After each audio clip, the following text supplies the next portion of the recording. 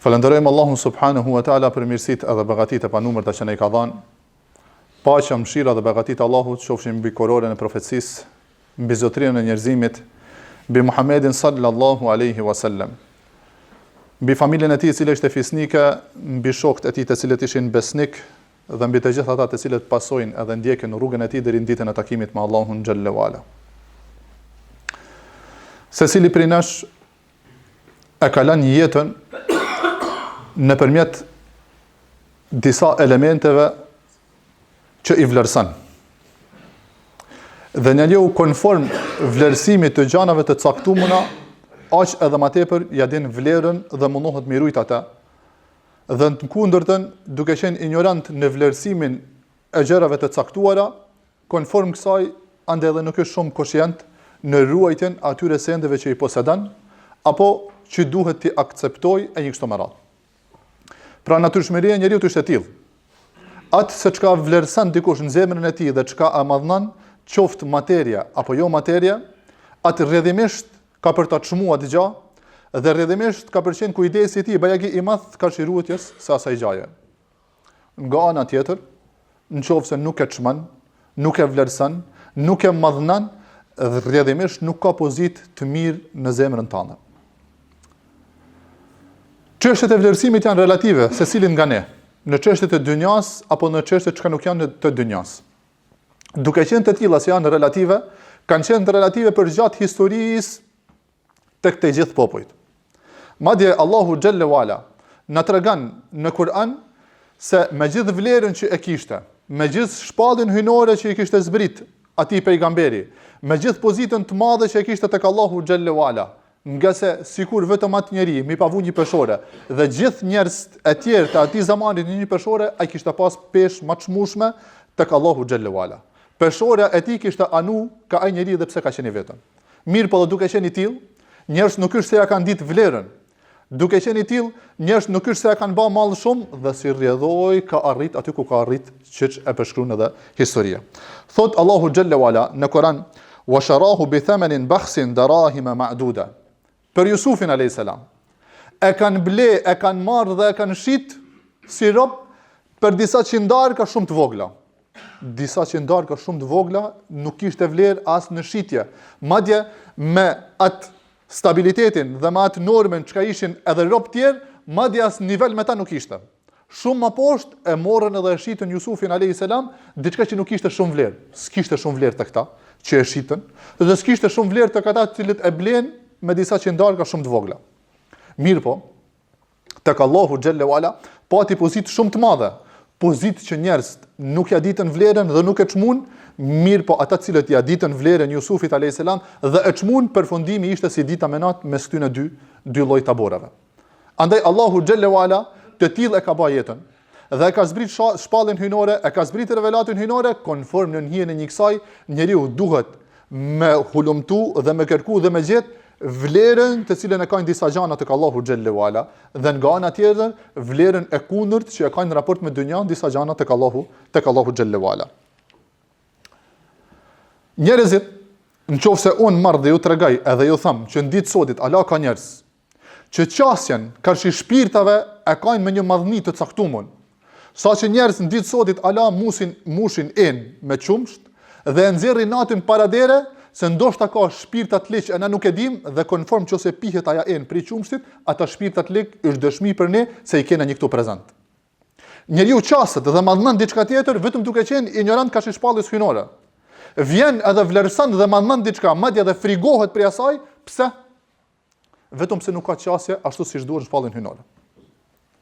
Nga ana tjetër, njerëz të cilët edhe universin që e ka kriju Allahu xhallahu ala, edhe tokat, edhe planetet që i ka kriju Allahu xhallahu ala, njerëz të cilët I madhnoi në zemrat e tyre disa planete dhe disa lëvizje dritën edhe natën dhe konform tyre i kanë bindë të caktuara duke i madhnuar ata dhe si rrjedhoi kanë frikë në zemrat e tyre prej fenomeneve të caktuara e që tek Allahu xhallahu ala nuk kanë asnjë farë peshe, asnjë farë vlere, asnjë farë domethënie, mirë po janë krijimtaria Allahu xhallahu ala që nëpërmjet tyre duhet me marr kanalizimin dhe shtektimin që me madhnu Allahu xhallahu ala në bazë krijimtarisë tij në zemrën tonë dhe në bazë shpallës hyjnore që ka zbrit në zemrën tonë. Sa njerëz mendojnë që përçimi i hanës i cili është një dritë aty që e ka dillin burimi e njëna tjetra, mirë po drita është burimi i hajrit. Kurse errësira dhe terri dhe është burim i sherrit. Në Islam nuk ka diçka të tillë.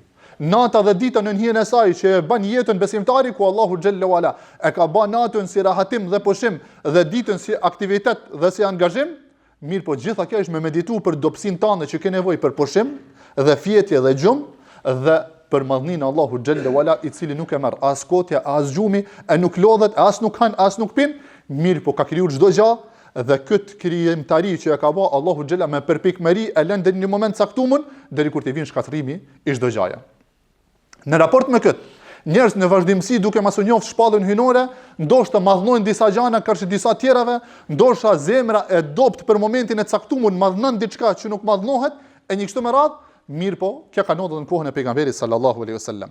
Ku ka ardhur njëri dhe i ka thënë pejgamberit sallallahu alaihi wasallam, "Inna nastashfiu billahi alejk." Na kërkom që Allahu më na ndërmjetësu për tek ti.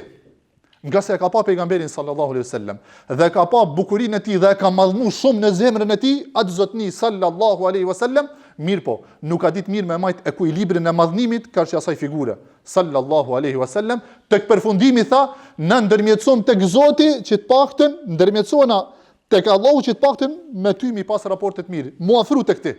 Dhe i tha pejgamberi sallallahu alaihi wasallam, "Wajhak, a din se çka e duke thënë ti? Ama tadrim Allah, a nuk e dinte se kush është Allahu xhallahu ala? Tek unë duhet nëpërmjet Allahu xhallahu ala duhet vetëm adhurimi, vetëm nënshtrimi dhe nuk ka ndërmjetësim për tek unë. Unë jam ai njeri i cili ju mësoj rrugën se si mu afruje tek Allahu xhallahu ala." Dhe nuk është figurë pejgamberi sallallahu alaihi wasallam që madhnohet për të melekëve e madje rritet deri në gratën e Zotit. Andaj kjo ishte në raport me pejgamberin sallallahu alaihi wasallam. Në kohën e pejgamberit sallallahu alaihi wasallam, me njerëz që rrethuan pejgamberin sallallahu alaihi wasallam. Nga ana tjetër, Allahu xhallahu ala nëpërmjet një ajetit kuranor na lën domethënien që na mas Mehmet mrena asaj sfere, mirë po me dal jashtë saj dhe me meditu për madhin Allahu xhallahu ala. Thot Allahu subhanahu wa taala në Kur'an, "Ya ayyuhan nas", o ju njerëz, duriba mathalun fastami'u lahu. Po ju pruj një shembull dhe ndigjoni mirë atë. Innal ladhina tad'una min dunillahi la yakhluquna dhubaban wa lijtama'u lahu. Thot Allahu xhallahu ala, ata të cilët adhurojnë dikën tjetër përveç Allahu xhallahu ala, atë që janë duke adhuruar përveç Allahu xhallahu ala, nuk kanë mundësi që me kriju të paktën edhe një mushkoj. Nëse edhe gjithë mlidhen, njerëz edhe xhint, prit tek i pari deri tek i fundit gjithë më mbledh, nuk kanë mundësi me kriju një mushkoj. Krijimtarin e Allahu xhallahu që ka shpirtin e vet, funksionin e vet, lëvizjen e vet, pastaj shumimin e kështu me radh, nuk ka mundësi edhe një mushkoj me kriju. Në ndjenjën e kësaj sfere njeriu monal dhe me meditu ku Allahu xhallahu e pron një shembull ku tregohet fuqia dhe dobësia. Imagjino ti se çfarë përballje ti ka në kësaj mushkaje. Është e papërfillshme në raport me ty. Se sa i fuqishëm je ka një kësaj mushkaje, krijes shumë e dopt. Mirë, po edhe pse është një kaq e dopt. Nëse e rrëmben diçka prej teje, s'ke mundësi me nga mrapa dhe me azir prej goje. Ose do ta mëç, ose ka më shku dhe ka mu largu me te. Pavarësisht se ti e kaq i fuqishëm në raport me te, në fizikun tënd, në trupin sa ke matran sa ja, e një kështu me radh, mirë po ti tek e fundit je i dopt. Në një këtë lloj krahasimit mes teje dhe mushkanjesh, si është krahasimi mes teje dhe krijuesit gjithësisë. A del rreth një kësaj sfere dhe me meditu rreth teje dhe krijimtarisë së Allahu xhallahu ala. Sa i dopt je karshi disa krijesave që Allahu i ka kriju janë krijesa sikurse ti, po janë shumë më të mëdha dhe shumë më madhështore se sa ti. Sa i dopt je karshi aty në krijesave. Në tokë duke qenë, e lene ma që janë shtresa qellore krijesa tjera, e lene ma Allahu xhallahu ala që ka kriju çdo gjë, se sa i madhnushëm është në raport me ty. Andaj ti nuk je tek tjetër, vetëm se mu drejtu dhe mu kanalizu atë ku duhet për me njoftë Allahun xhallahu ala dhe me madhnu Allahun subhanahu wa taala. Allahu xhallahu ala e ka kriju një këtë gjithësi. Dhe jetën tonë në aspektin e materjes e bam në raporta eksakte. E dim se 9 plus 1 janë 10. Dhe e dim se 1 plus 1 janë 2. Në një kësaj që është eksakte çdo gjë, nuk mundet njeriu që nëpërmjet një këtij ekuacioni me nxjerr 20-shin, mes 9 plus 1 du me nxjerr shumë 20. Është e pamujtur. Si një njeri i cili e merr një gur, një shkam dhe mundohet me daltë dhe me shpuhet, pse se thotë du me nxjerr ujë për këto. Keq kuptimi i këtyne rezulton me dështimin në punën tënde. Keq kuptimi në madhnimin e Allahu xhalla wala rezulton me dështimin tënd në nënshtrimin ndaj Allahu xhalla wala. Është i njëjti shembull. Allahu subhanahu wa taala e ka kriju një këtë univers me synetin e tij, me ligjet e tija që janë perfekte. Dhe në hijen e kësaj na lën neve në vazhdimsi me e kuptuar se jena dopt. Dhe është ligj i patjetërsueshëm sebepi edhe shkaku. Nuk mundet dikush që më thon unë kam për të bën mjek, kur s'kam për të mësuar, kam për të hyrë provim, po kam për të mbyll mbështet kuj? Allahu xhalla. Unë jam duke madhnu Allahun dhe mbështetem në Allahun xhalla wala. Kurse Allahu në shumë raste na ne shembuj që njeriu duhet me marr sebepe. Në qoftë se ishte edhe i pakt, ama sebepin ta marrësh. Musa a.s. Allahu xhalla pati mundësi me e hap detin pa godit me shkap. S'kishte një domethënie shkopi i tij. Mirë po Allahu xhalla do na tregon neve mesazh që duhet pakten vetëm me marr sebepin e Allahu pastaj merret me punë tjera. Edhe Merjemes a.s. Allahu xhalla e urdhnoi që trungun e pallmës që është e pamujtun, pa urdhnoi që shkunët aty, e pastaj ka për të rati hurmat, e pastaj ke për t'i fut në gojë. A mujti Allahu xhalla që më ia zbrit pa shkun, madje më ia vendos edhe në gojë pa shkun? Mirë, po do më na tregoni neve një mesazh që Allahu xhalla wala kërkon për neve shkakun nga se nëpërmjet sebepeve e arrim gjanat vetëm me kuptu diçka. E kemë e kuptu dobësinë tënde. Mirë, po në vazhdimsi përgjatë historisë, njerëzit janë primun që me devalvu dhe me deviju. Që kanë ndykime ndryshme tek devijimi, mund të më qenë tradita, mund të më qenë trashëgimia, mund të më qenë diçka e tillë, mirë po njerëz nëpërmjet informatave të vazhdueshme që marrin, janë të primun që çka? Që vetëm u largu nga e vërteta, nga realiteti. Pejgamberi sallallahu alaihi wasallam thot: "Kanu banu Israil tasusuhumul anbiya." Banu Israilit më herë ishin prej atyre që pejgambert i udhëheqshin ata. Pejgambert ishin në kujdesin e tyre. Njashtu siç është çobani në kujdesin e deleve. Nuk i lën shumë larg me ik vet, nga se marrin djathtas edhe majtas, e ndoshta hyn edhe një tokë të huaj, por në vazhdimsi ish çobani duke kujdes për delet, duke shku, duke u kujdes për ta. E të tillë ishin beno Israelit, nga se e primun ka qenë prej natyrshmërisë tyne që në vazhdimsi 2 hapa mi palan vet pa pejgamber, mas 2 hapave kishin marrë djathtas edhe majtas. Nëpërmjet sebepe dhe faktorëve të ndryshëm, mirë po kjo ishte evidente. Natyrshmëria e njeriut, Allahu xhalla wala, e ka kriju njeriu në natyrshmërinë e tij të pastër. Në natyrshmërinë e tij të pastër, thot pejgamberi sallallahu alaihi wasallam, Allahu xhalla wala i krijoi njerëz në natyrshmërinë e tij të pastër. Mirë po ka faktorë të ndryshëm që devalvojnë natyrshmërinë e tij. Mirë po, secili njeri në bazë devalvimeve që ka për gjatë rrugës drejt udhëtimit i tij, drejt ahiretit, drejt Allahu xhalla wala, secili prej nesh e ka largohet nga natyrshmëria e tij e pastër, nga fenomenet që e rrethojnë. Çdo gjë që shef në vazhdimsi, edhe pse duket në telefon tu apo në vazhdimsi, për ditë, nga pak, lajnë ndikim në trunin tënd. Çdo gjë që aninti në vazhdimsi, lajnë ndikim në veshin tënd. Për atë shumë psikologë thojnë se vlerësimi jetë është në mesataren aty në 5 njerëzve që rrinë për ditë. Komunikimi tyne, inteligjenca tyne, zbavitja e tyne, fashethemet e tyne, fjalët e tyne në natë ombrellje duke jetu. Mirë po natyrshmëria si shthamë në vazhdimsi në largim. Sa që kjo ka ndodhur në kohën e pejgamberit sallallahu alaihi wasallam. Ardh një njeri dhe kërkoi diçka që nëpërmjet saj, ja që nuk madhnohet Allahu, po i bëhet gjina Allahut, i tha ja Rasulullah, unë du me bazina, le me bazina. Pejgamberi sallallahu alaihi wasallam e kthei në natyrshmëri që ishte në raport me zamanin dhe kohën. I tha, a ke qefti që me e ba dikush me motrën tane? I tha ja. Me vajzën tane? I tha ja. Me nanën tane? I tha ja. Edhe u nervozu kërshi pejgamberi sallallahu alaihi wasallam. Nga se kjo ishte natyrshmëria dhe pejgamberi sa më konform një kësaj natyrshmërie ja bavi edhe thirrjen. Andaj i tha, edhe ja gru që da me bati zina me te, edhe ish motra dikuj, ish vajza dikuj, ish nana e dikuj e një kështu më radhë. Mi po kjo natyrshmëri devalvan dhe largohet një aq e tepër sa që ose vim zamanin ton dhe i thunë disa njerëzve që kanë akceptime ndryshme, filozofi ndryshme, a ke qef dikush që me ba vajzën tane? S'ka thot gjë. Me nanën tane nuk ka thot gjë. Me gruan tane s'ka, tanë njerëz janë të lirë, vazhdojmë jetën. Kjo lloj natyrshmërie përmbyset deri në një këtë pikë, saqë me një këtë thirrje që ja ka bërë pejgamberi sallallahu alaihi wasallam, nuk është thirrje që është statike, që në vazhdimsi me një këtë thirrje duhet me ju bë njerëzve. Po njerëz, nëpërmjet në tërësi shpallës hyjnore që ka zbrit, duhet me studiu, duhet me zbulu dhe me bë thirrjen konform asaj natyrshmërie.